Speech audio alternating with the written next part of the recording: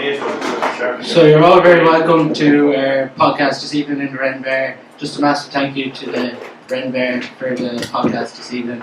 I'm joined this evening by Cyril Farrell, Greg Lally and Kevin Brady to look ahead to this weekend's county finals in Senior B and Intermediate as well. And all the proceeds tonight are going to Let's Get Talking, their mental health charity who do fantastic work. But before we get in and look at the finals, Sir, just coming to you first, when was the first time you would have come across Craig and Kevin on the pitch? Well, we got to know Kevin well. He used to play with Castlegar. We had as you know, Murphy up there now, he was manager as well at the time when he lads played. We had a great campaign on between two, and we met a few, I think we 2 or 3 games. He was always a thorn on the side because he was very, very fit. He'd pop up everywhere, like he was kind of a goal-goer, like, you know. Greg, well from Gart, stalwart to Gart, great hurler, centre back, classy hurler, like, you know, himself and his brother Gavin, and like, you know, they've great service to Gart. He's probably into tail edge of his career now, but if you look at him there, like, he's still feeling well, like, and he had a great campaign this year, but he was up in the forwards this year. Kevin has got back to it. Like, Kevin is a good footballer as well, like, you know, so like he's both goals, but like great on the pitch, full of energy and great with his stuff, like we'll go back from that thing. Did you ever had any disagreements with Tommy Larkin's lad, Kevin? For certain now and more fun there. Not to shake and laugh. No, I didn't. I always found them tough lads. Played them a couple of times with Castlegar. We actually beat you in Junior A. Is that right? Was Murphy playing that? No. He wasn't a goal, but we did. And even with Castlegar, with some great battles with you up in Knockray and tough, honest, hard men. Craig, any memories of these two? Probably more underage. We had my minor team underage. We had a great up along ourselves. Castlegar actually, and Larkin were the 3 teams competing for under 14, 16, and minor, the Bellis and under 14. We won 16, Castlegar won minor, and it was great back up along the way. There was Eamon Hayes and Paul Kelly and Ger Kelly and a few of that crew. Mike Kelly was over under 14 county, and there's a crew of them. So they were kind of my most, well, it's a fond memories, but most recent memories anyway of playing them. Kevin, I was talking to a man involved this week in the county final with Turlough, Darren Shaughnessy, a cousin of yours. And he had to supply him with a story for a sport.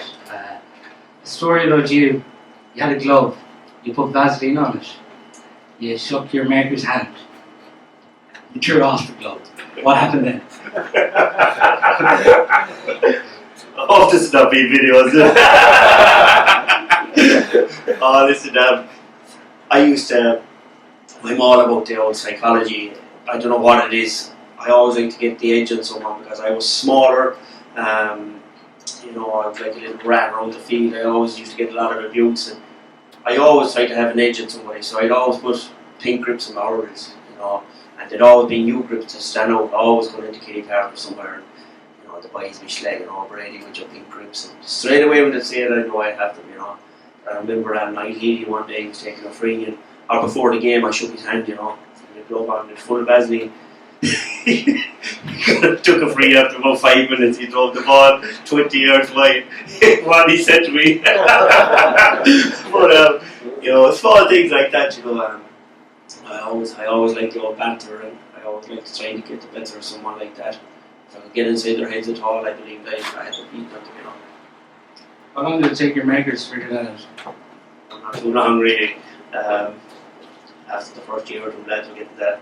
Get wide from my own antics, but you know, I suppose it was the biggest part of my game was I was fiery and ratty, you know, and I loved playing on the edge. I always did, just the way I played.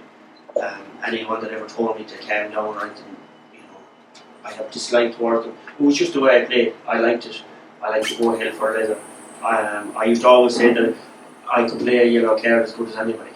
I loved getting a yellow card because I knew about it. That you know, I have to hold back. I could play on the edge. So that's the way I always played shots, and I used to enjoy that, you know. You have a story about a man beside me, I believe. You were talking to Pete Finnerty. I was talking to Vince. Don't believe what Finnerty told. I was talking to Finnerty during the week. We great old buddy, you know. And he's doing a podcast during the week yesterday. the county final. His Farrell doing it, he said he is. Shocks on to me, he says, any funny stories about Farrell? I said, where would I get them? He said, Finnerty's the man. So I rang him and he was saying, it was the All-Stars trip. You're smirking now, Farrell. It was the All-Stars trip where Keely got to be good to him with Finnerty and all the lads. But they were abroad in America somewhere, and they were on the beach. Finnerty said there was not about fine women knocking around. And Finnerty and Cooney's eyes were standing in their head, and over comes Farrell. He says, he sat down beside them. And he says to Pete, what? He said, will we give Josie, is it Josie Kelly? Yeah, Josie Kelly. He said, Pete, will we give Josie Kelly another go on the panel? Pete turns around, I don't know about Josie Kelly, but we'll definitely give that one a go on the panel. He said, we were stuck in among, he said, about 100 women. He said, all Farrell wanted was hurling. So, he said, a legend. Is there truth to that, sir? Asher the lads on tour, like my biggest job on tour is 35 or 45 with a tour to make sure 45 came back. Like I didn't drink, didn't worry me, like with the boys, like when they train, and when they'd be on tour, like everything like that would happen. The few times we were on tour, we usually met with Kerry, because they were on tour as well, they were winning everything. They knew where to go, like they let us run the place, and they were good mixers, and they were there to drink, and all this was very same, they got on great together, but like, they were leaving, we had the clue where we were going, but they knew everything, like they knew York, and they knew Boston, Chicago, they'd been out there so many times, so just kind of like follow the leader. That's how we did. Oh, just on another thing, Pete was saying there, he said, above any manager he'd ever met, he said, who brought serious training to another level was yourself. He said, you went to Connemara one Friday evening and they went drinking and playing poker. Finnerty and the lads got cleaned by Gurney O'Connor on your selectors. But he said, that was the banter, but he said, the next morning you trained at 8 o'clock, 12 o'clock that day, and 4 o'clock that day. And the next morning you trained at 9 o'clock. Is that correct? That's right. Yeah, and he said it was just phenomenal. He said it was just a different level, and he said that's why you were so successful. We had this thing, we believed that we'd be the fittest team in the country. We kept preaching and trying to push the boundaries. Like, if the lads believed that they were going to be the fittest team, once you got the belief in yourself, the obvious belief, like once you do the hard work, like there'll be natural hurdles, but like the training was for that time. Just on belief there you touch on, and it's hugely important this weekend into the three county finals. If we touch first on intermediate and senior B and then go into the senior in depth, on the intermediate but on the county finals as a whole, Craig, you've experienced it as a coach earlier. The build up now, what's that like as a player? Yeah, I suppose for the likes of Thomas's, it's just another year, it's just another, I suppose, routine lead up to 2 weeks to the final. It's their 8th county final now since 2012. I suppose we're just off and around. They've won 7 out of 7, so I suppose it's no different what they'll be used to. For Turlough, it's the first county final in 3 years, second county final in a long time as well, so it's a lot different thing. There's probably an awful lot more new lads to the panel, but Thomas has a lot of new lads as well that we spoke about earlier on that might be as prominent in the last couple of years as what the likes of say Bernard or JV, these lads who normally would be playing will be there, so like it's great excitement. He's passing over there, flags are up in Thomas's, and I'm sure Turlough there's probably loads of flags up like that, but great excitement. It's great it's on in October, albeit it's not great out there. I played in the county final myself on the 14th of December and it's not the same as October, that's for sure, so because I suppose in regards to Thomas's, it's probably just get out there, do what they normally do. In regards to Turlough, they'll be a bit nervous at the start and stuff like that, but Did you like talking about it as a player around supporters? Not really, no. You probably hide away from it leading up to it, but I suppose the more you play, like say my first county final in 2008, I just avoided the town completely for the full week before it, whereas my 5th county final in 2017, it was just you go and you talk, and it's the same thing, you make small talk and you go again. But I suppose that comes with experience and the older you are, like, so the likes of Thomas's, the majority of that team that's there, like 7 or 8 of them have played and this is their 8th county final, so they're just taking their stride, like, you know, whereas Turlough probably be hiding this week, you know, going away, not talking to anyone.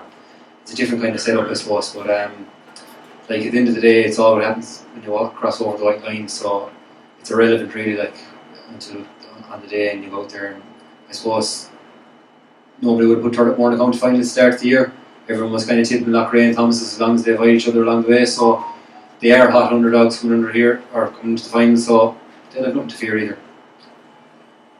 Is it safe to say with county finals, Brady, that younger players don't want to be talking to people, older players want to embrace this? I don't think so. I think young fellas now have no fear about it. Why would you? Like, won't you talk to people? Like, everything is social media now. People are afraid to talk to people. So if someone stands and talk to you, stand and talk to them. It matters. Do you know what I mean? If someone wants to meet you down your own club and wants to talk, how are you going? Talk to them. Like, it makes no difference what you say to them and what you don't say to them. Like, it's your supporters at the end of the day that are there in the good times and the bad times. Lad hit the nail on the head there, you know, he was a warrior for the Cork over the years, played his first county final at 28 and went on to play 5 of them. But like, these, I never played one. I never played one at senior. You know, it's a huge regret I have. I won a lot in sport, in hurling and football, but I never won a senior title. First we ever got in Castellar was a semi-final, you know. And have I regrets about it? Yeah, we came up against Kinvara that year in the Beatles, and they ran into the great Portumna team, you know, which were the greatest team of all time. So as to answer your question, young fellas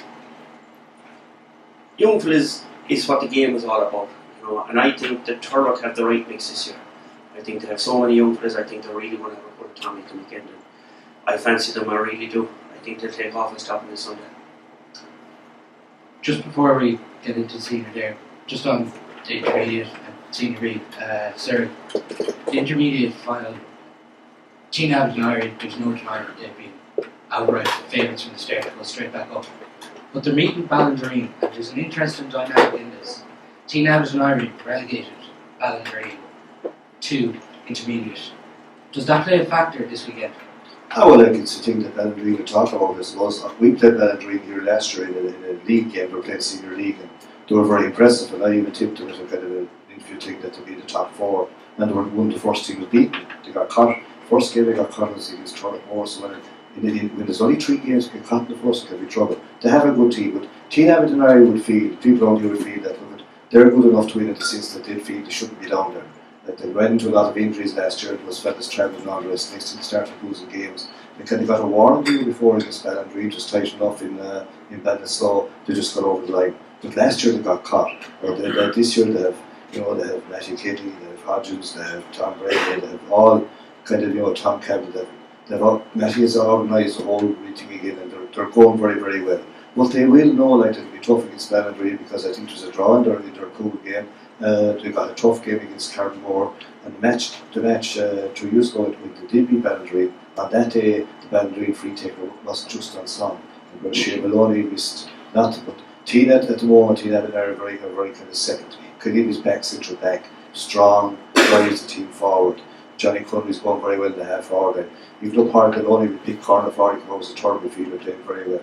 Shea Maloney going very well and nailed the freeze. They have their stuff, and they have the youngness coming through, young power, very strong, could be a future one for Galway down the road. Moore displayed very well. They have this young Maloney's as well. They have a nice team. Ballindereen would have won the minor B in that, and they're coming like they kind of came under the radar this year, but like they will be still very hard to beat. And if they're on song for the freeze, like at this time of the year, the pitch, look at Ballinasloe, it isn't as sandy as Galway. If you have a top free taker and a good goalie, like it will keep you in the game this time of year. So it will be very, very tight. But I'd expect that team would be more balanced and they should get through. It seems like it's going to lead to a tight game, but on Tina, Craig played with Bert Rennie, Shane Maloney, Paul Clean, and they're central to Tina. What is it that those players bring? Yeah, they're just finding the team. I suppose experience in number one. They're very strong. Like Paul is a massive asset to get back this year from London and have him there as well at 6. And he's Lord, and I actually seen him play over in our pitch there. One of the group matches against Spittle, he was very, very good. Ran the whole show. Shane is solid. Shane, you're guaranteed 12, 13 points of Shane, 4 or 5 from playing. Very rare he'd miss a play. And Corrick has been playing full forward down around midfield. So like they have Johnny Conroy's been going very well. Been more like they're very strong. Like very shocked they went down last year, to be honest, but I know that they had their own difficulties with numbers going away. And Cyril touching it there, they were down numbers and Paul being away and stuff like that, but they've got a serious management together there now, and I know last time me and Kevin were on, we tipped at the very start for Tina to go through, and I can't see how that's going to change. I know Ballinderine, Cyril touching it there, they played Turlough, was actually over in our pitches there last year. I was at that match, things didn't go well, it was a big shock to get beat by Turlough second team. The management actually left after that, and their year was upside down after that to get new management, so Keith Connolly's back in place there now again this year, and they've really pushed on. As Cyril said, they won the minor B there last week up to vacancy. The club is in a high at the minute, so they won't fear Teen either. Like, they didn't fear them in Gort there when they played them in the group game. They went at them early on, they went 7 or 8 points ahead, then they got a man sent off just before half time, so there's very little between it. But I just think because of the 3 lads you just mentioned there, Paul, Shane and Porrick, that spine is just too strong in intermediate not to win intermediate, and it's a 3 didn't click on the day. I just think Ballinderring won't be strong enough to be able to hold them, albeit the lanes are good. You have the Meehans there coming strong, you have Shane Larkin, Mike thing and goals, like they are strong Ballinderring, but I just think that spine is too hard to see past them. It's the thing about Ballinderring though, Brady, that they've gathered momentum across the championship. They've had Abbey Knockmoy, they've had Brahim, and even the last day against Ceylon, everyone was tipping Ceylon to win that. Yeah, I was tipping them myself, but it was more hard than ahead, to be quite honest with you. I put Ceylon in the top 4, but that's as far as I put them. That's coming up with Ceylon, man. The reason being, Ballinderring are so long up at senior, then coming down and challenging in the intermediate. For a team coming up over junior, just into intermediate, it takes a few years to get to the level of that. I was at that game in the doubleheader in Knockray 2 weeks ago. Far better team Ballinderring, far better balanced right throughout. Great corner back there, clean guard, well. Rittenberg is it? Yeah, great corner back. What age is that joke? Do you know, sir? No. No. In his 20s, I think. Yeah, he's a right good hurler. I was very, very impressed with him. He's usually forwards to stand out. He's on Sean Young, one of our best guys. He's only a young kid as well, but Young work was a tiger. Real hurler. Played in front. Got back for a couple of great blocks. Just all of these kind of things, but I just think Tina, I tipped him at the start of the year, but I also tipped Gray, so I wouldn't really watch what I said. I just think Tina are a fair better team. You mentioned the 3 lads there. That's a 5th-year team. And 3 of them each play senior with Galway. It's a 5th-year team at the intermediate level. You build your team around them, and it's let them off after that. Claregalway showed through the stage of the year. Nothing for Ballinderring to lose though as well. All the pressure on Tina, isn't it? Well, it is because they're favourites, but at the same time, like, that's a cliche, I would say nothing to lose, but should they have a final to lose? Like, the rewards are very big. Like, you win that, you're up in Senior B. Like, that's everyone wants to be up there. It's hard to get up. You look at Clymer came up last year, they're gone down again. I know there are any injuries. And like this, they're going to have to start bidding again, trying to get back up. And you're always going to have the likes of Lahoo, their airport, they're going to be hanging around. And like, it can be very, if you don't get up when you go down, you don't get up the following year, that it gets harder and harder. Like Tina right down there 1 year, they made a fierce drive to get up this year, whereas Ballinderring down there 2 or 3 years, so it can get harder as it goes on. It isn't as simple as people think. Like, but the round robin up, you get the 3 matches. If you lose the first year, you're under pressure straight away. Now Tina got a few scares in the way, which is probably good for them because they're kind of cruising. Whereas Ballinderring came the other way about it. But they're hitting the right time, and they have nothing to fear, but they still have a final to lose, because if they lose this one, this be their next year, be their 4th year, I think, down intermediate. It gets harder as it goes on. It doesn't get easier. Time to go home, Irv. She's falling.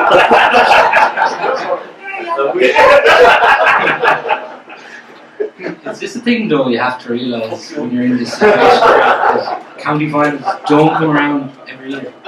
I agree, like, I look at your, like, Ballinderring were red hot favourites to come back up again last year, just like Tino. I sort of said it didn't happen for them, so all of a sudden this year a stronger team comes down and all of a sudden you go to number 2 or number 3 and it gets tougher. But yeah, look at it, it's I sort of said it, like, if you won and you lose against Sunday, all of a sudden you could be number 4 or 5. So if you climb down again next year, there'll be a strong team down there. So like, Ballinderring will be looking to definitely push on tomorrow, and like, as a club, after winning a minor, and I think that's 2 years in a row they won minor, is it? Yeah, so they'll be looking to drive on with that success, like, and bring the Moonlights through. Safe to say you're all going for Team here. Yeah. Did start here, we'll stick with them. Yeah, they should win it, even though it'll be tight. Just on this senior final after it at 3:45, it's Mully and Askerfone again.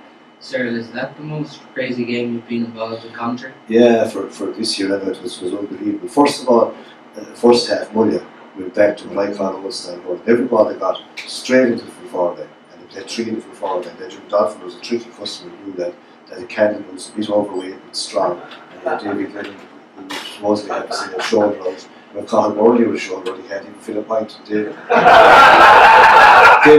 Lennon could have a shoulder out and he could play a match. And so he played well, but the ball was going there the whole time. You know what I mean? So they played very direct. One pass, the ball was going in. If they were bottled up, the midfielders handed to pass back to the half-back line, direct in the whole time. Now, the completely opposite styles, and you had the two managers were playing the Kellys. They were running the ball through the lines. Of course, the managers were to do like Woodford and they're brilliant hurlers. They're not as balanced as Mully. But like every game I've seen a Haskell play, the second half they seemed to finish as strong. And the next thing, this took all week. Like they were point down, time up, and the next thing they get a goal. They got 2 points up. But the puck out comes very quick because the refs were kind of taking down the score. The puck out, what's happened is the wing forward goes through and gets the score even a wide ball. The goalie is a new ball, the wing back doesn't bother with him. He's completely in his own end. So the puck out comes fast in his own end. So they got a goal. Again, like first with the head, asking for the next thing, seemed to be over, well into injury time, all over. Now Mully are 2 points down. They go up and get his goal.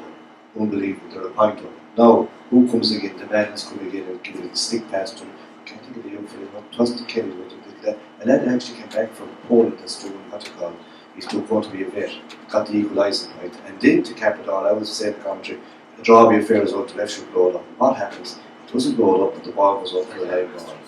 Manning looks across the pitch. Rather than he plays a beautiful ball across, and the corner forward is coming running out to catch it, and the ref, no one on him. Like the backs are coming to kick, he blows the whistle. And you see that drove, we'll say, Haskell in the back, because they felt they were in the drive, they'd love to have the game to go on. Whereas Mully at this stage were kind of, they were looking to hold on. But to me, the draw was a fair result. And looking at the two teams, I think like Mully are more balanced. Whereas like if you have the two men-ins and play him, especially two men-ins, it's about 4 or 5 top class runners.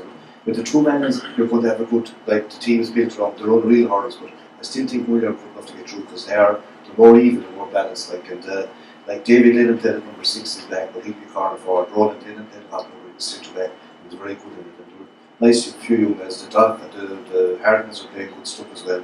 And even the two I called, the two mature lads, Kevin Briscoe and Cathal Irvin, played very well, kind of very cute, to the right with the ball. Their days are running around everywhere over, but they still know how to play, so I would think we'll get through. What's your mindset like coming into a replay here for both of these teams, Craig? I suppose the way it finished up the last day, there was no team that got a goal to level. It was two teams that got a goal, and the point was to finish it. So it wasn't as if anybody had an advantage over anyone else. But as Cyril said, as the championship's gone on, Mully had been a team that performed in the second half. But so Ascra have come back now in the semi-final and the final to level it, where they've been down a lot in the first half in both games. So, like I don't think there's any advantage in any team going in after the first game.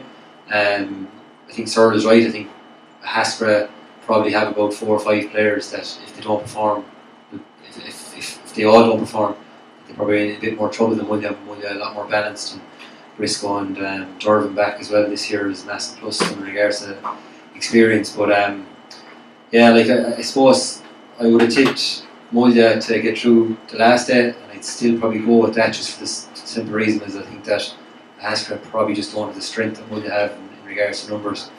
But it'd be very evenly matched. I'd probably go down to the wire again, and if we get the same sort of finish as we did the last day, we go to your sort of the commentary.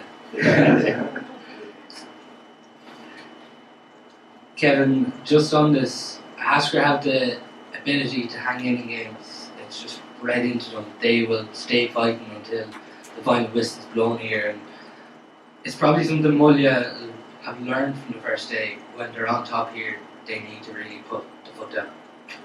Yeah, it's an old cliche that we use in the dressing room. You squeeze them when you're on top. You'll always hear managers talk about. But when you have good hurlers like the Manions and Blaine and these guys, they squeeze all they like, but these lads will squeeze back. And that's the reality of it. A good hurler will always shine. I tipped Mully at the start of the year to win the Senior B. I liked them. I seen them in training. I liked the way they were going. I liked the management team. But I always we spoke about Haskell earlier on in the year, and so many guys had fancied them to go down, and I stuck with them all year. I really did. I didn't think they'd be in the final, but I thought they'd hold their own in it. They're a serious little club. They have about 16 guys that play football for Calstra. Porrick Mannion, probably one of the best wing backs in the country. He got on a football team here a few weeks ago, or a football team the week a few weeks ago. Lally, we're on about. He's just an animal. And this is the standards that these guys set every week. Pure neglect for their body. They just go out, do it, no excuses. Injured or not, they just do it. And when you have that at this time of the year, all bets are off. Form goes out the window with this kind of weather and all the rest of it, and it can be just a lucky goal. These small margins. As in, now I fancy one. It's funny that we're talking about the Intermediate Championship. They're two very good teams. I really thought this year that Leitrim Kennedy would be the shape. I saw them play twice early on. I thought the forwards looked up and down. Maybe the balance on the team was right. The defence didn't look as good as the forwards, but I still thought they get through. But yet, they were way up against Lockgrade, they were way up against the Haskell Corner. Lo and behold, the second half, out of the Haskell Corner, and after a while, take over. They're doing that the whole time. The only thing I'd say is, if you keep doing that, falling behind, say, 7 at half time, there'll come a day when you come out and it's won't for you, get caught, you know what I mean? On paper at the start of the year, though, you would have nearly said, how could Mellows be down in Senior B? You see it on paper, and you see it in the way the teams worked out. It's amazing how it goes. They upset everything for them, This final itself just shows, though, that Senior B is a success. Without a doubt, listen to me, there's a cup to be won, there's a grade to go up, and I keep referring to Tipperary, they call it our League Cup, and they call it Premier Intermediate. It's the same thing, but it's really a big day, and I can guarantee you tomorrow that whoever wins in Madness Slough, there'll be big celebrations, and there'll be a terrible difference between the winning dressing room and the losing dressing room. If you want to see devastation, go into the losing dressing room, because they won't be probably able to talk. There's a big difference. You could play a lot of, guys here played a lot of, Kevin said he's won no senior title, but you have a lot of players that play all their lives, and they never won a county title at any grade. They're hard to win. You've got to be in a good club team, you've got to be playing well. They could win without you, could be injured on that day. But tomorrow, it's a long time since Mully or Haskell Foley have won a title. And I guarantee you, there'll be bonfires wherever they're going to be. Whoever wins, there'll be plenty of action. So are we all going with Mully? Yeah. It was very, very close, but Why? I do think the more all-around balance of the team, I think it's the likes of even Briscoe, said to you, and Cathal Irvin and Derby and Roney that just have a small bit more strength and depth in Haskell, who are probably relying too much on Cathal and Porrick and Sean.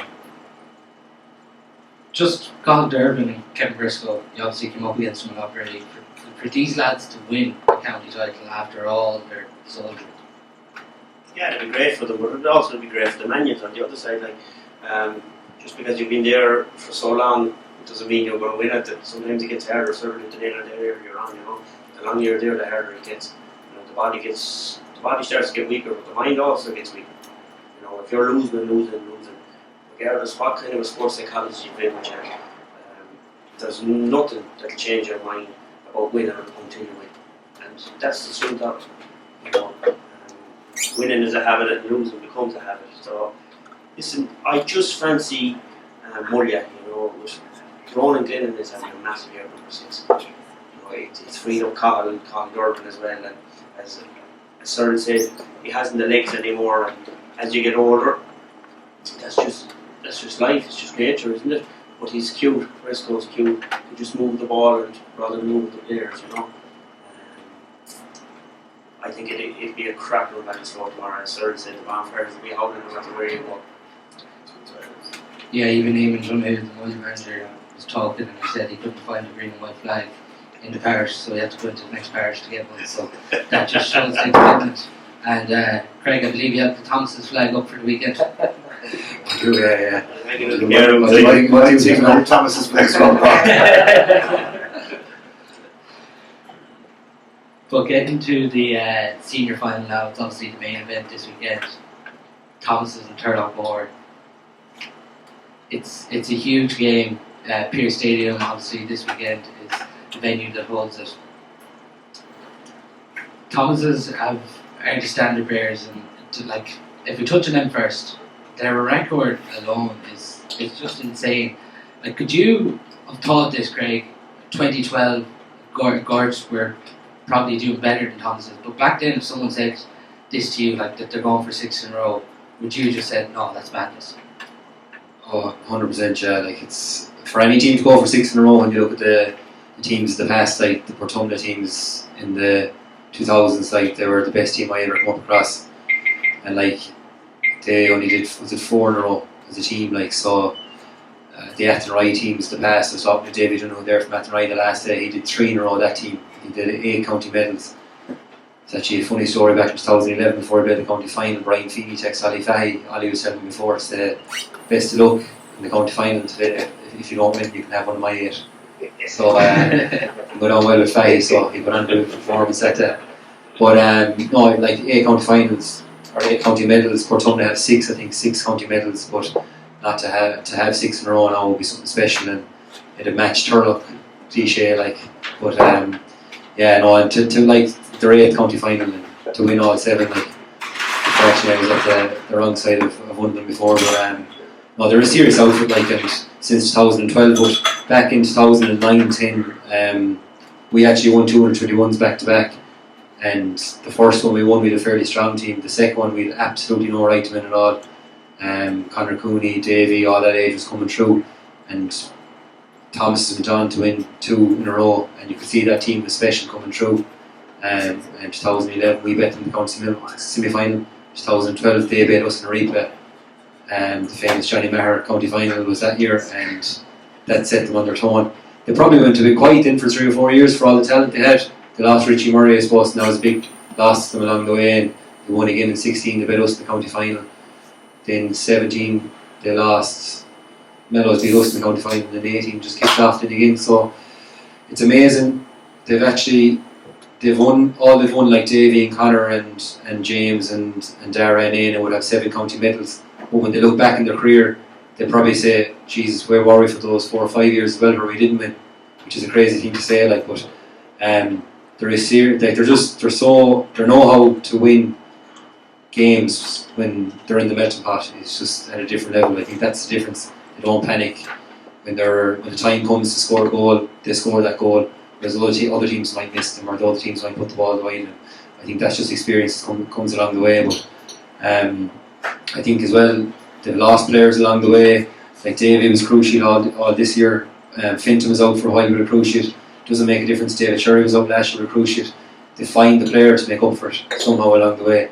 Victor Manzo, who I should say he should be playing for Garth at level, he's actually playing with Thomas's. he grew up in Garth.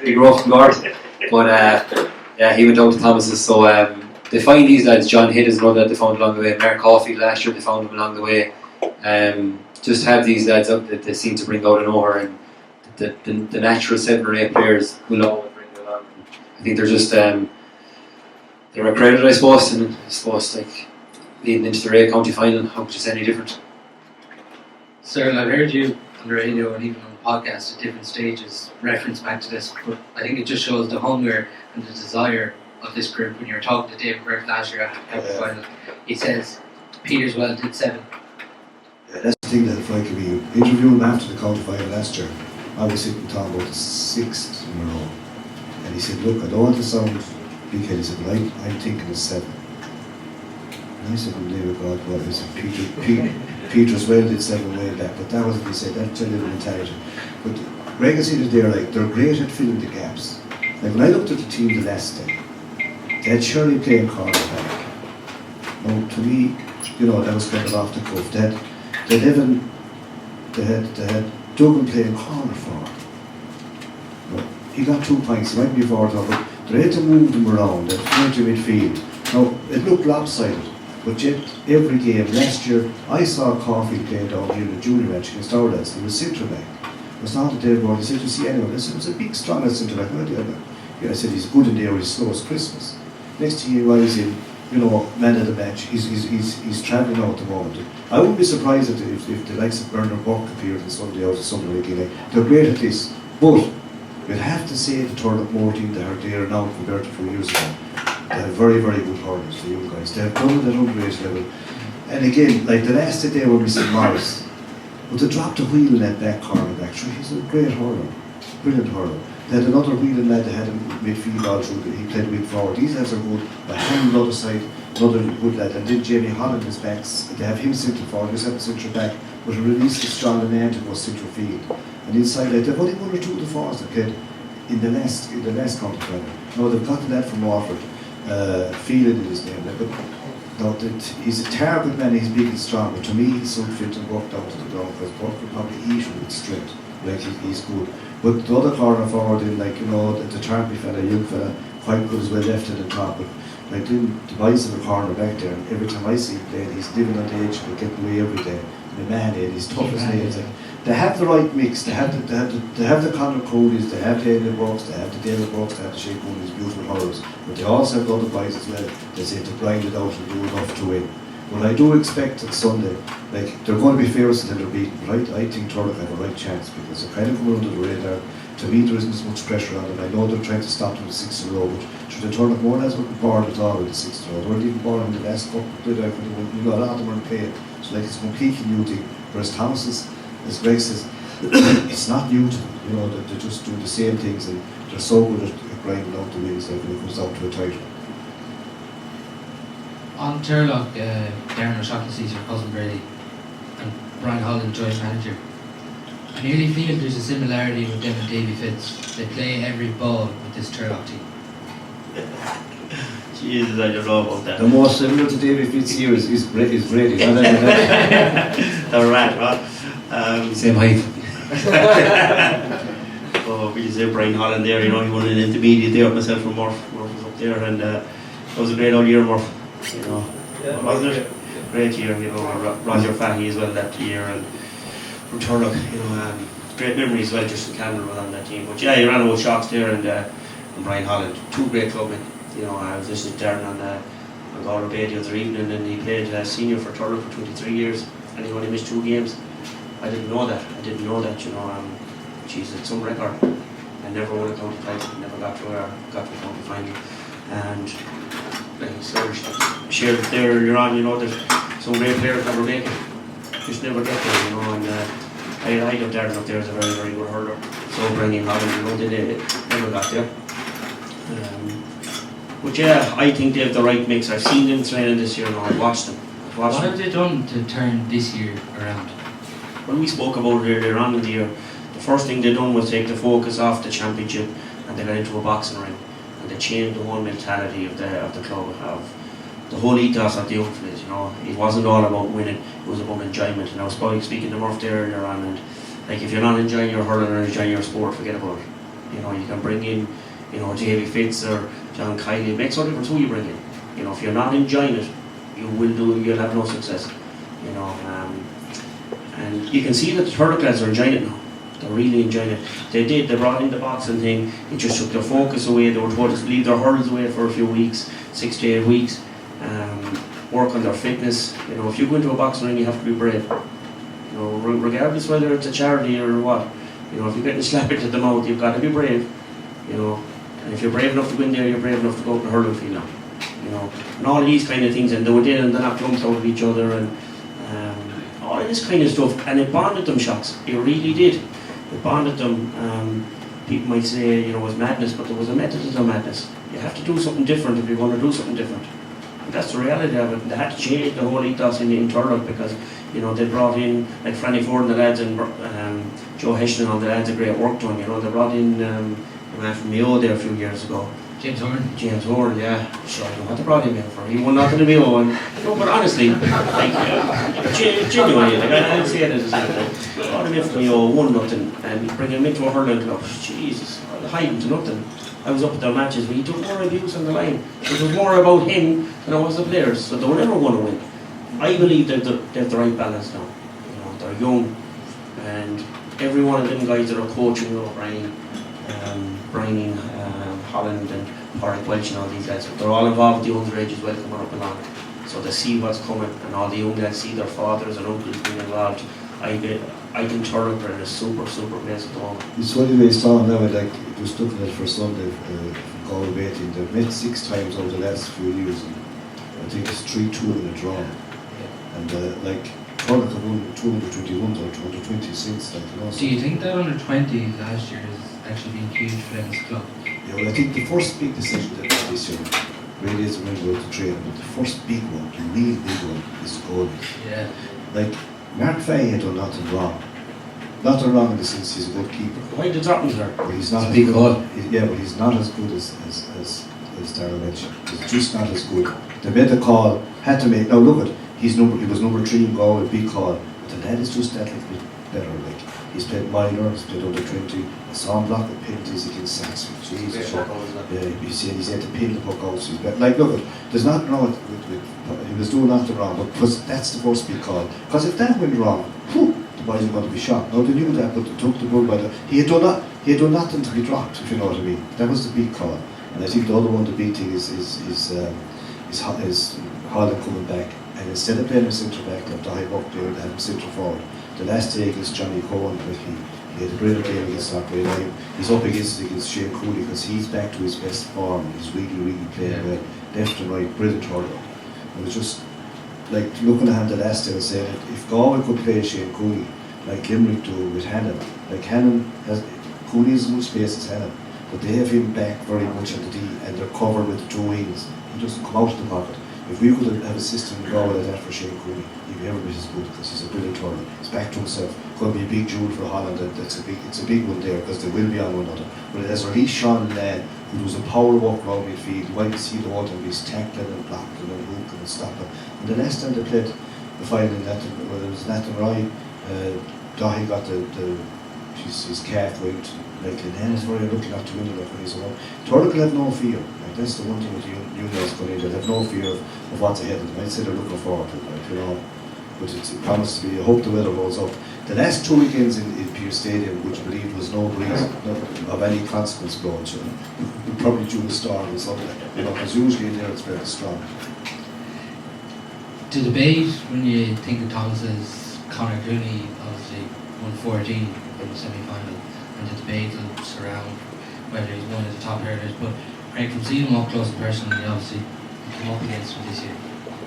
Is he the greatest club hurler from the Galway Club Hurling Championship? Put me on the spot here. It's hard to know. There's an awful you're comparing to the likes of Joe, what Joe did, Eugene Tuna, what he did with Portumna, Joe Cooney, what he did with his Arsenal teams. They're very similar. They're all high scores, etc. But over the last 5, 6 years, 7 years, Conor's the best club hurler, bar none. He's been unbelievable. He's carried the team in times when they've been under pressure.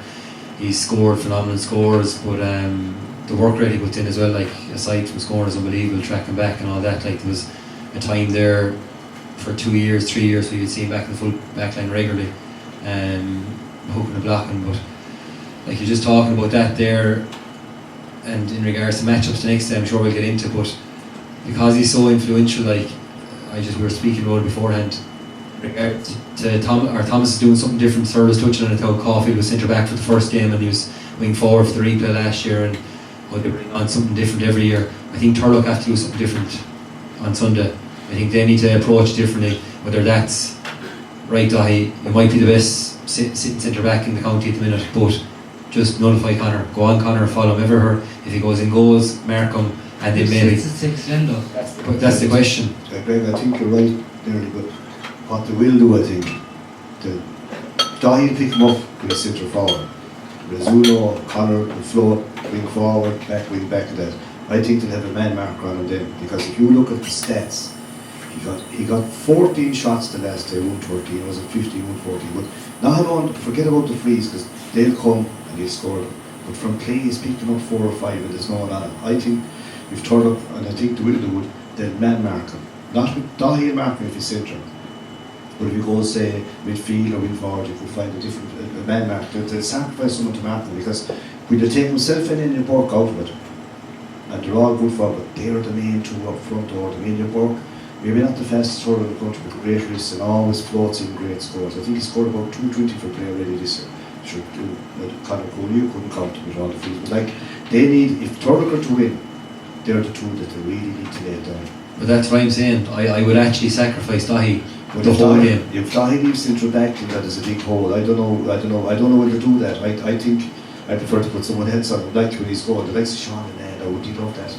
Yeah, and maybe Dara Whelan could do that trick as well. But I just think that, and I know with Dahi this year, like even when we played him, he's been protecting the full back line. He's sitting in front of Ronan, but I don't think he'll be allowed to do that. Even if Conor plays at 11, he's going to have to push out on him. So well, if he plays at 11, he'll be on him and he'll mark him. But see, that's not where Conor does the most damage. You know, he'll do it from wing and say wing back, because he'll float around everywhere. Like, he's very good, and Daniel Burke is good at it as well. And you know, probably the best thing they have is their stick passing. They just pass the ball 30 or 40 yards into the hand, go to another and play. If they're back in the corner, they play back out, they play to that in a better position.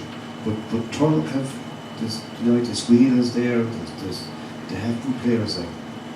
Cork has been very good for them as well all year, in all fairness. But I think with the likes of probably the most underrated player out of all the Thomas teams is James Regan.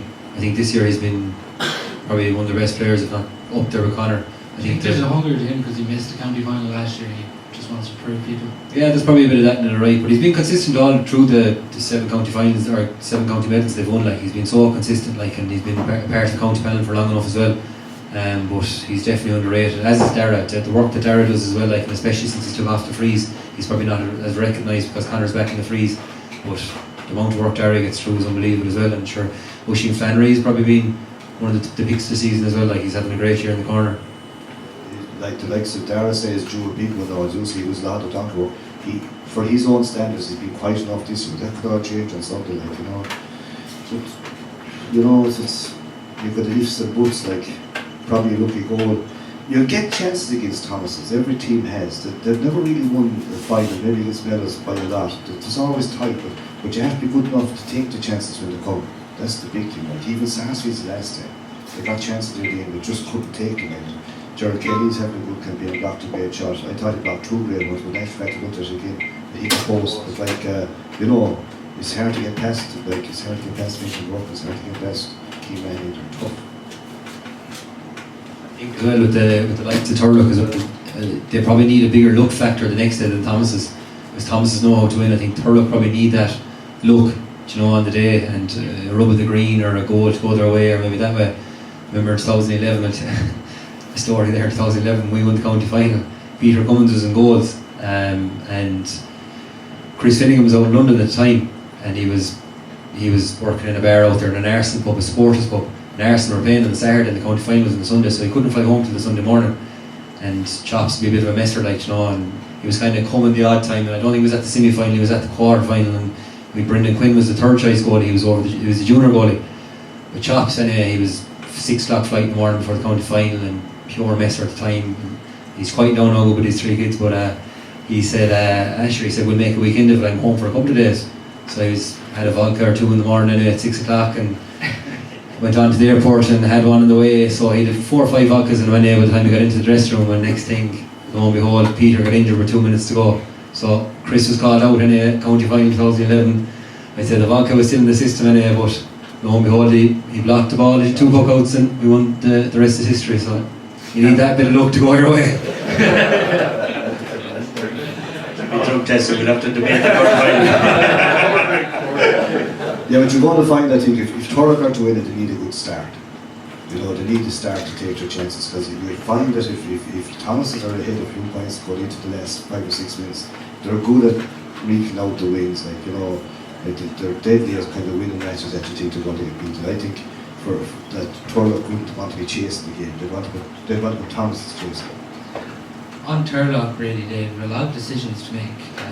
Kevin Hussey, Michael Morris. No one's really sure what the story is there. From knowing the management, do you expect them to stick with the same 15 as the last day?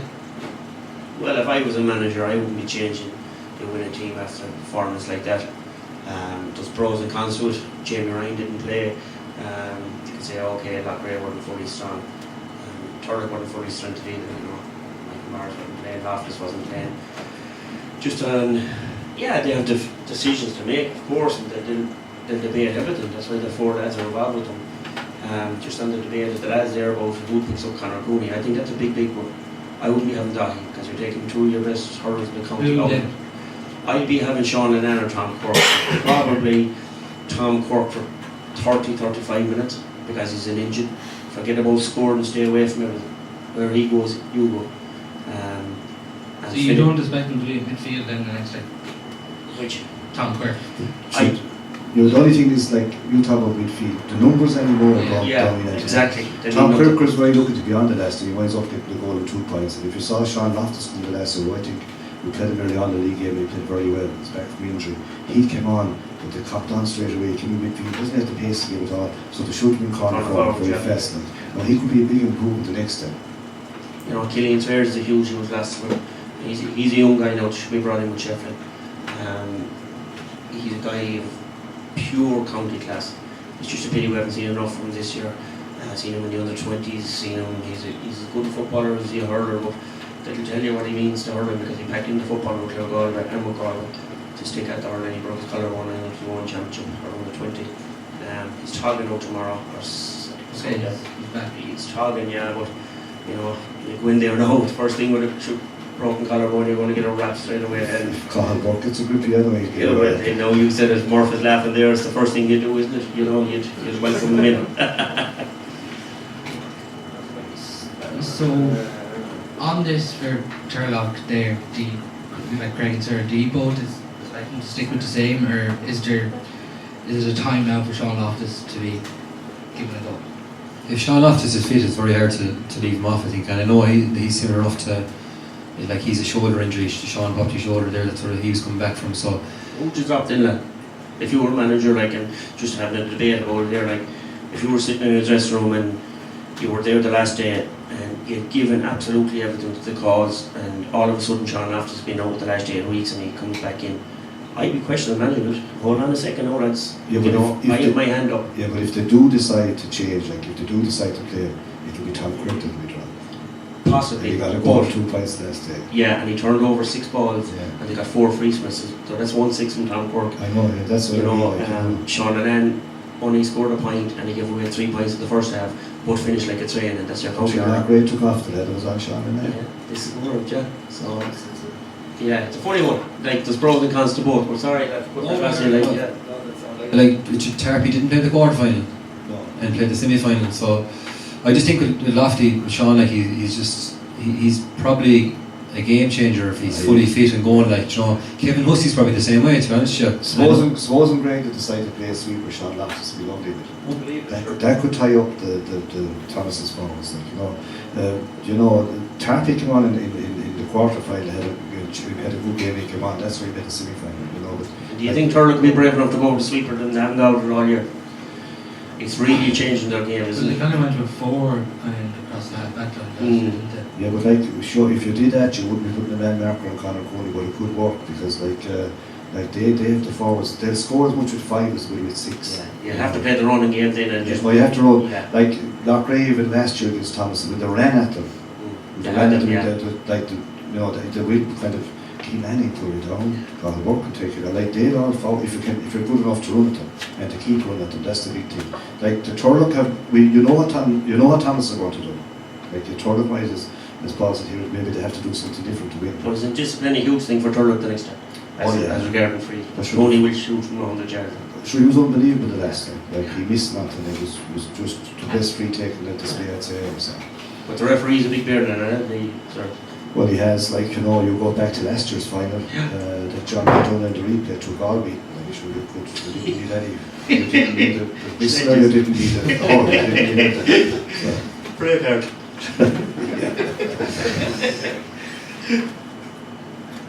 Do you expect your teammate David Burke to play this weekend from the start? It'd be a big call. I think it'd be on David himself more so than Kenneth. I'm sure it's probably been 2 weeks of absolute massive work again and building her up and testing it to the absolute limit for time wise. I suppose is the big thing. I'm sure he's tested enough now for his 10-minute cameo, but can he do it now for 60 minutes or 65 minutes? Ground has got softer now in the last 2 weeks as well, which is probably making it a bit more dangerous. But only he'll know that, I'm afraid, in regards to his knee. But like, I just think that I spoke about this already. Like, it's in regards to time frame, it's on the border. Like, but sure, look at, I said to you the last day he came on for 10 minutes. I expect him to float around, get a feel for it. The first stroke he was in the middle of it. You know, he made 2 or 3 vital interceptions when he came on. He was in the right place at the right time. So I'd say if he half feels he's okay to do it, he will. But then the other side of it for Kenneth, are you better off bringing him on than having him started? Yeah, so if you're starting him and taking him off, it probably won't be as beneficial. But it's a tough one to call now, and that it's but if himself and Sean off to start, it's 2 totally different setups, I think. Yeah, you're right. Like the last day, the biggest cheer of the whole day was for David Burke coming onto the pitch. You know, like it's a big ask. But then, if you're management and you start them and you have to take him off, like if he's not going well or he gets lame, and you know, like Is 60 minutes too much to ask for? It could be like. From my experience with the cruise ship, if you come back too soon, I can guarantee you after a game or two, you'll be lame and you'll stay lame.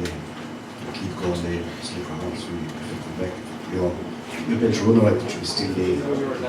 Yeah, I did like the exact same thing. 2016 county final, come back after 6 months and 3 weeks, and just didn't feel right now. But In what way? Just weak? Or? Just weak, like, yeah, and the biggest thing was the mind. Yeah. Having in the back of your head there, should I go in for that tackle? Should I put my leg in there? Should I push off that? Should I not push off that leg? You know, and even though it didn't look like that now, the last time with JV in these 10 minutes, in all fairness, he was straight into everything and that. But it's a different story. 10-minute cameo, and probably the majority of the legs were tired from the Saracens and Thomas's lads. Where if you're starting the next day, and lads are absolutely buzzing. I'll never forget when I came on the 16, or when I started the final 16. I'd say I wasn't 3 minutes in, and Bernard Burke absolutely went straight through me. I'd say I wasn't 3 minutes in, and he left me on the ground. And I tell you, I was wondering what I was after the last 6.5 months before that. So I'm sure they'll probably pinpoint that with David the next day if he starts being realistic about it. Or if flip side, as you said, Cathal Burke or Finton or Keane, if Sean Loftus starts, they'll be testing that shoulder straight away. Yeah, that's going to happen. Sure, the little lad from Cappy there, the last Cappy played Castlegar, Cathal, he did nothing wrong. Cathal Burke saw him coming, gave him a good rattle and lights out. There you go, shoulder gone, carried on. You know, and it wasn't 5 minutes on. He got a lovely score. He scored the line ball and scored a few. You know, that's Stephen Hurley. Do you expect him to start? Really? David Burke? I like what Lal said there. It's up to David. That'll just show you the respect. For me, I wouldn't, because I think it's disrespect for the players that have been there all year, regardless who you are. There's no one better than your team, and I think David is wise enough to know that. I think it'll upset the camp, and David will know that as well. I think he'll hold his fire. I think he'll have too much respect for the lads. David is a lot more now. I think he can give a lot more in the dressing room and give a lot more in the last 15-20 minutes out of respect for the guys. That's how I feel, and it'll be the same with the Turlough setup without Loftus. I'd have full faith in the guys, but as Lad said, it'll change the whole dynamic of the game if Burke and Loftus do start. It's a total different ball game. Do they finish? Do they make the impact? There's a lot of pros and cons to it, you know. Lads, just bring you all in, Craig touched on it to start, St. Thomas's ability in the mental part to finish games. The teams in Galway haven't had the answer for in the last 5 years. But what is it? Can you put your finger on it, or what do they do different to other teams when it comes to that last 10? Is it a belief? Is it a culture? What is it? Well, to get the belief, you had to start with it. But the big thing to me is their top players stand up. Like, that's the big thing. I know the young lads come on and on, but they're coming on a good set up. If they're coming on an order team, why they are well off. But you just look at them now. The last Kelly got off a miraculous save. Finton Bucks were up on the hand, he was out there. Shane Cooley again, Cahill underrated. Like James Reed in midfield, Conor Cooley, Ian Buck, they all stand up at the big, like on the big day they're the big guys. Now if you could get on top of some of them, like to me the last day, it can happen, the Loughrea leaders didn't really stand up, and like that, when that happens you're in trouble. They seem to do it every day, and they're deadly towards the last 10 minutes of say riding out the wheel. And after saying that, the last day I felt the management would float a little bit, it was 7 or 8 up. The game was over as good as the injury time with 100 or 4. The next thing starts to get a bite, you get a penalty, the next thing is only a puck of a ball that they could have actually been caught. Like, you know, and they were the better team, which is very unlike them, because like they're usually calculated, they don't kind of showboat at all really. But do you think with that sort of compared to other years gone by, Davy controls that a lot with 10 minutes to go, 15 minutes to go? If they get a lead, Davy controls the game out in the field. And like that's where I think that it's fighting myself that he doesn't start next that he comes on, because he's there for the last 10-15 minutes when he gets into the spot. Greg, you know well, you know what he's going to do. He's going to drop back into the pocket. He's behind the half and take the sweeping up, and he'll have a look up and pin it up to say out to the wing or out to kind of not where there's a crowd. Even the last day he took a live ball and put it right down on the sideline. He's just a different level as regards kind of what would you call a hurling brain like the whole time. Because his pace is gone really. He's never going to be fast. He was never really fast. He was always there to get there in time. Like you don't have to leave at the same time as the other fella, but like he still had to read it. On Turlough, Thomases haven't conceded many goals in county finals.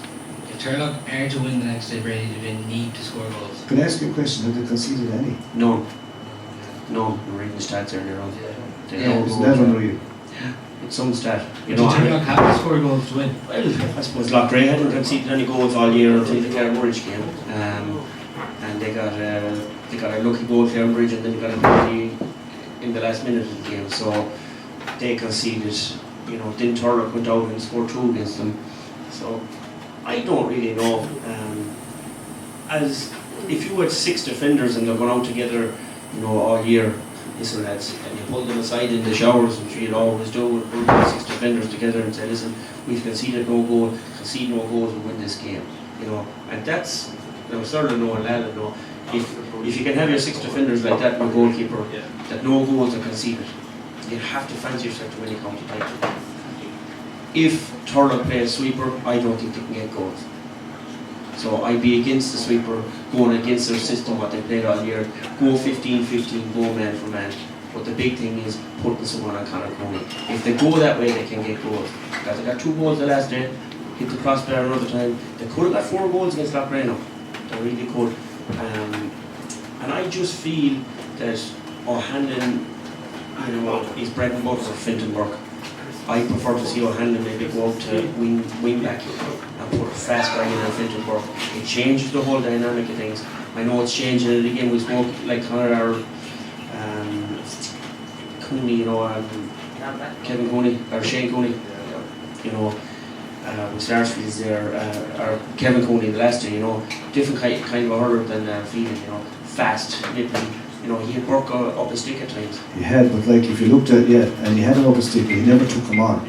He did, but when he did, you know, he got a ball at one stage, started at corner forward, he turned out and he went for it, and just zoomed over the crossbar, you know. Phelan won't do that now. He won't do it, that's why I'm saying it'll be bread and butter to Finton Burke. But even the 2 Loughreas, and they're well on top inside, say McManus and Shaughnessy, well on top. But they got the ball over the shoulder, a point away, they never actually took the mid on it. You give that to your bunker team and Mans or these guys, they're going to run at you. More than likely you're going to have to pull them down a bit to a goal. But if you look at the full backline of Thomases and all them kind of big matches, the last thing they're going to do is they'll pull it down, give it a free. They're not going to let you get it. If they can at all, they won't even let you get a shot. You might get a free, but you won't get a shot. I think Turlough need to get more scores and play the next day. Like Conor got 12 points the last day from frees, and they were really reliant on their answer to Loughrea was often a free, and Thomases are too cute for that now. Like, yeah, they'll pull you down when it's vital, but they won't give away silly frees either. So I think that Turlough needs to get more scores from play. Like Conor didn't score from play the last day, albeit he got 12 points from frees. So you probably need a bit more return over the lads from play. And And the other side of that then as well is something Turlough need to watch the next day is Thomas's puck out has got so good this year. Unbelievable to win backs. This year is better than any year. Yeah, they've really worked on it, you can see it. And just another thing on the Turlough there, and I just feel that Ronan Burke needs to, if he's isolated one-on-one, he's in trouble. Shaughnessy could have Black Ray, he gave him a run around the times. He's a very, very good early player now. And when Dahi sat back in the pocket, which Dahi is an ass to that, when Dahi is pushed out and he leaves Ronan isolated inside, I believe Thomas is going to really, really have a word. Well, a lot depends on Reeve Gordon, whether he allows the fast puck out or not. That's the big thing. Like if he's going to start every puck out with a whistle, everyone can reset. But if he doesn't, you see, he'll be coming fast everywhere. Like he'll be able to work the shot puck out. It'd be interesting to see what he tells the goalies at the start of the game. He'll have more time to go wide, or less time to go wide, and more time to throw it over the bar. I know, but the boys are great for the ball. The boys are boss for the ball, just puck fast. Do these Turlough forwards just have to play out of their skin if they're to win it the weekend from play, like as you mentioned? I think so. As you mentioned there, like they need goals, they need a quick start, and they can't fall behind. Like Saracens did well the last day to bring it back to level just before went into the extra time, but they gave too much away at the start, and that was the problem. They were chasing the game from the very start. They were 4 points down at half time. Turlough can't afford to be 4 points down at half time against Thomas. They need to be in the game at half time. They can't leave themselves too much to do. Albeit Saracens could have snuck it if John Kelly didn't block that shot from Joseph, or if it didn't hit the post. But at the same time, I think Turlough just need to be in the melting pot with about 10 minutes to go, level or a pint up or a pint down, be in it. But I think that's when I know Thomas's experience is very good on 50, 51, 52 minutes, but I'd probably tip Turlough's panel stronger than Thomas's, especially with Bernard gone, Caulfield gone, and well, unless Bernard comes back, but that'll be a shock. But 2 lads gone off the panel, albeit a few young lads come through. Turlough, like you look at Vincent Doyle there the last day, didn't play all year, rocked on the last time, was very good for them. So Turlough have a way stronger panel. They have 23 or 4 lads that'll make nearly every senior team in Galway. So I think that will definitely stand to them the next day, especially if the weather's soft and the legs are heavy through the ground. I think that will stick to them. So the last 10 minutes could suit Turlough more, but they have to be thereabouts. They can't be chasing the game 4 or 5 points like Saracens were. Does Turlough losing to Thomas's, like, do they look back at that game at all now this week, saying like this is what we did wrong or anything, or is it just completely fair? I don't think so, I know, sir. No. Like last year I was at the game where they actually hockeyed at Thomas's. Yeah. Sure, like they were going around lacking like they won a county title. You know, my girl even goes to school up there, and it's just crazy. You know, Turlough for the title. And I said, what do you know? Like Tommies are the masters, like, you know. You shut your mouth. I wouldn't like to say who we are tonight. But you know, you go about your business quietly. Thomas has given them a clipping this year, well, only 2 points, but they were always in control of the game, really. The only thing about Thomas this year is that within the last few minutes, they're starting to slip. They're starting to slip, and I've watched them the last 3 games. I don't know, is it tired? Is it complacency? I just feel they're not the team. On paper, they're a better team than they were last year, but I just feel the hunger is going a small bit out of them. They can't keep going to the well, and I just think Turlough are going to push them. Yeah, you could be right, but like the only thing is, Kevin, to refute that, deep down in the one side, Thomas's will feel they're the best club team ever in Galway, which what they're doing they are. No, Portumna have but to. Okay, yeah, but they haven't gone out and won the All-Irelands. They've only won one. They're going to feel, if they can win this one, they're going to go ball headed for a long time. And who's the best club team in Galway in your opinion? Ever? Ever. No, honestly. But it's hard to. Like, you look at If they had to rank Portumna, Sarsfields. Sarsfields, Kiltown, they're going for Yeah. the team. Who's your best team then? Well, I would have grown up watching Left and Rise in the Saracens, but I came up against Portumna's, and Portumna were just different level.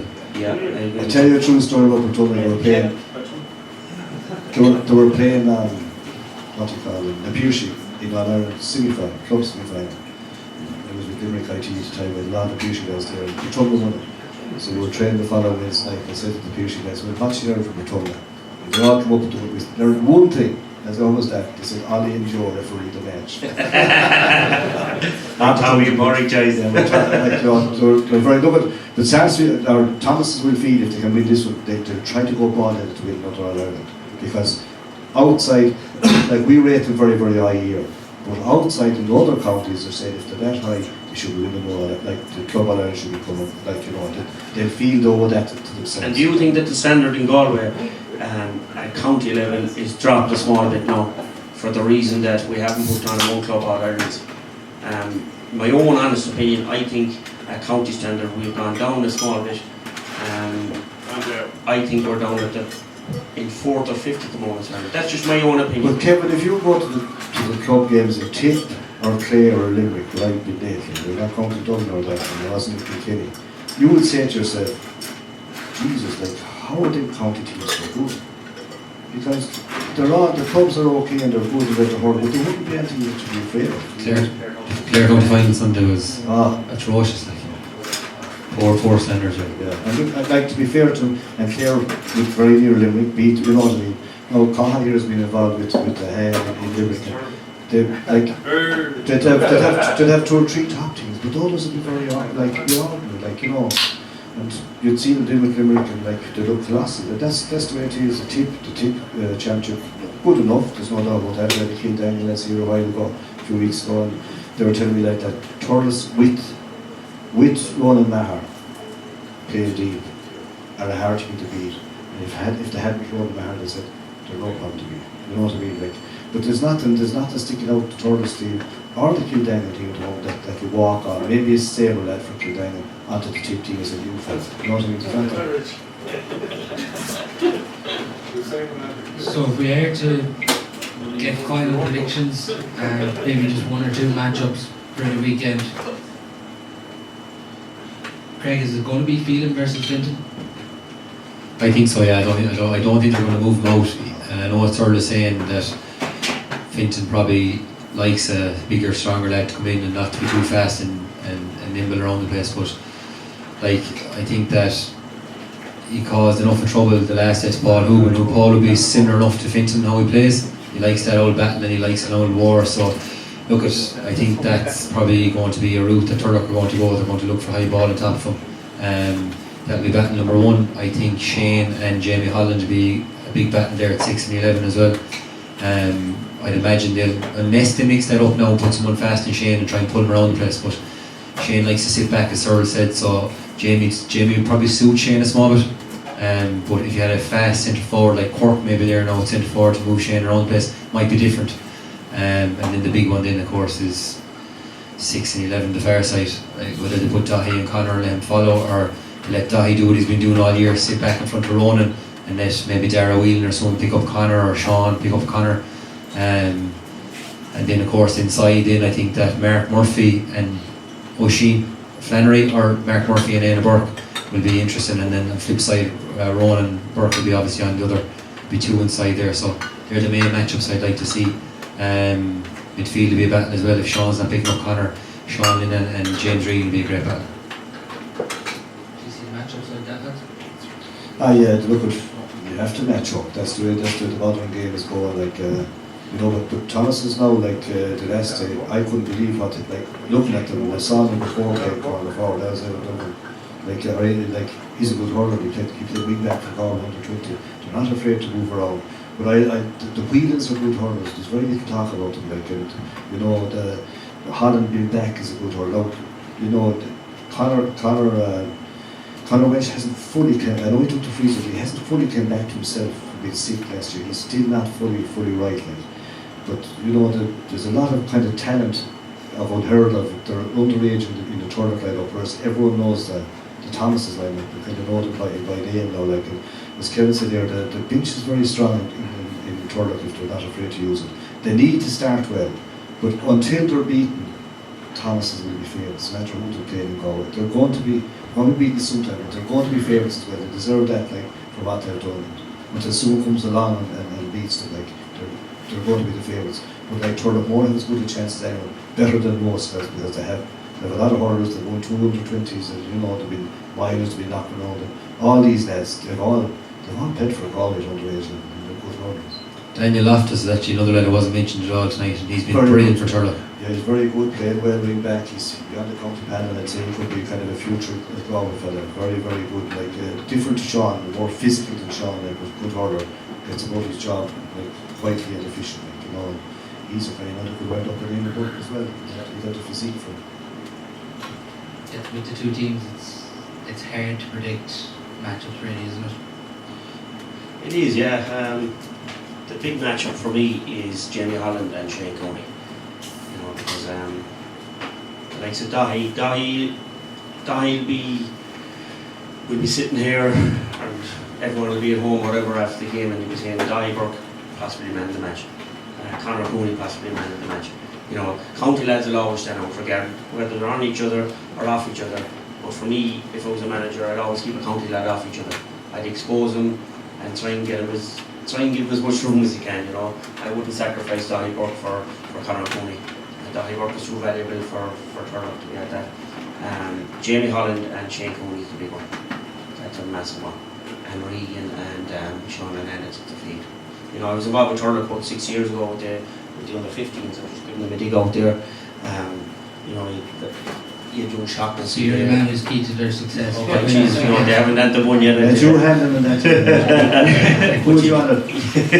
You had young Tom Cork there, and young Whelan, and young Shaughnessy, and them, and we just coached them for a few weeks and a few months, and you know, they were going poor at the time, and they were probably in a Division 2 high for themselves. And I remember doing a bit of work with them, and the question that I always asked them, what's your goals, what do you want to do? And there was nothing about playing with Galway, absolutely nothing. The Galway jersey wasn't mentioned, and it was just hurl senior with Turlough. That's the sort of hurl senior with Turlough, you know. Wanted to be like the Fergal Moors, you know, and we haven't even mentioned Fergal Moore tonight, you know. And I tell you, watch out, because he could be brought on for 15 minutes the next day. Well, better meant to be brought on the full back line, or he could be brought in the full forward. And don't be one bit surprised you're on about Bernard Burke being honest, if he is. Fergal Moore could be the man the next day. You could, yeah. I saw him the last time. Yeah, and he looks as fit for it, certainly, yeah. He always carries himself well, like he's, you know, he's into the fitness, and more than Greg here, these guys. There's no weight on these guys. So final predictions, Greg, who's winning the county title on Sunday? You have to come to me first. You're in the middle. I'm half Turlough actually, my mother's from Turlough, so I'd love to say Turlough, but I probably just an experience, I'd just tip Thomas's, I'd say, in regards to experience. Ready? It has to be Turlough.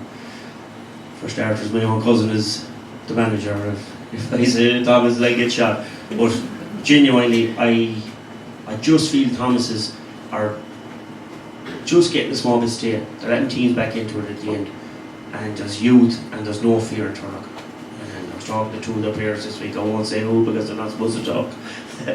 And I said, best of luck to them, show them no respect. And that's the way it should be. Genuinely, shake hands, have no respect for anybody out in the field. Because at the end of the day, the Thomas's lads will just warp through them. And somebody said it, you know, they will treat Turlough like that. They will just go at it hard and heavy. I just feel it's Turlough's here. I've seen something in them that I haven't seen with a long, long time. Management being one, and youth, and not afraid to change their setup. The biggest thing, and certainly did earlier on, was changing their goalkeeper. You know, two lads in with a county panel with under 20 and third choice senior goalkeeper, and to change them, you know, ruthless. It didn't backfire, so I'm going for Turlough. Yeah, well, it's going to be very tight. I feel like, you know, with all the times going, look, with Thomas are favourites, that's the way it's going to be. But just with the feeling that the board could be smiling Sunday evening, because it could go to a replay just as quick as anything else. We're due one, like, with all. If back here next week. Double the pay. if Turlough get a good start, then that's the big if. Isn't it funny? It might sound crazy. After 10 to 15 minutes, you'll know the result of the game. Because to me, Turlough have to lead early on and like set their pace on the game, dictate the pace, and not how much the scores is kind of getting their pattern going early on. If they don't, you'll find Thomas to get the ball 30 or 40 yards, stick passes around the place. If Turlough have a good start, they have a great chance. Well, that's it. It's a huge final to look forward to this weekend between Turlough and Thomas's. First off, a massive thank you to the panel of Cyril Farrell, Greg Lally and Kevin Brady. It wouldn't be possible without them. Big thank you to Cathal Byrne of the Wren Bar for hosting this tonight, and thanks everyone to come. And that's all we do have time for tonight.